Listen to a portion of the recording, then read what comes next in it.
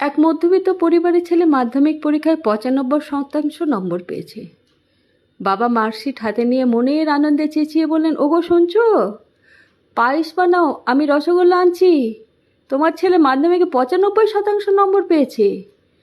মা রান্নাঘরের থেকে বেরিয়ে এসে বললেন, কি বললে, আমাকে দেখাও।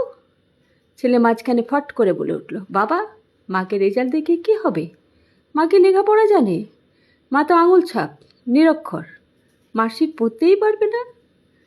মায়ের চোখ ভিজে উঠল। আঁচল ঢাকা দিয়ে রান্নাঘরে চলে গেলেন পায়েস তৈরি করতে।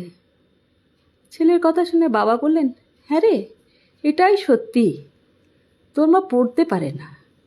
আর শোন, এটাও সত্যি যে তুই যখন তোর মায়ের গর্ভে ছিলিস, তোর মা দুধ খেতে পারতো না, কিন্তু তা সত্ত্বেও তুই যাতে সুস্থ থাকিস তাই 9 মাস প্রতিদিন তোর মা দুধ খেত, শুধু তোর কথা চিন্তা করে। কেননা ও তো নিরক্ষর। যখন তুই রাতে পড়তে পড়তে ঘুমিয়ে পড়তিস, তখন তোর মা তোর বই খাতা তোর ব্যাগ সাজিয়ে রেখে নিজে শুতে যেত। কেননা তোর মা তো নিরক্ষর। তোকে ভালো জামা কাপড় জুতো দেওয়ার জন্য আমাকে জোর করতো, আর নিজে 2টো শাড়িতে বছর পার করে দিত। কেননা তোর মা নিরক্ষর।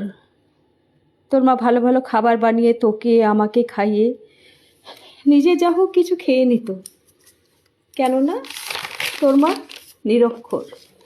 এই কাগজের টুকরোটাতে যে নম্বর তুই পেয়েছিস, তা তোর মায়ের দান, জেনে নিস। সেদিক থেকে ধরতে গেলে তো তোর মায়ের ডিগ্রি PhDর ওপরে, আর তুই বলছিস নিরক্ষর। মা তোর সবচেয়ে বেশি ডিগ্রিধারী শিক্ষক। যা, মায়ের পায়ে ধরে ক্ষমা চেয়ে আয়।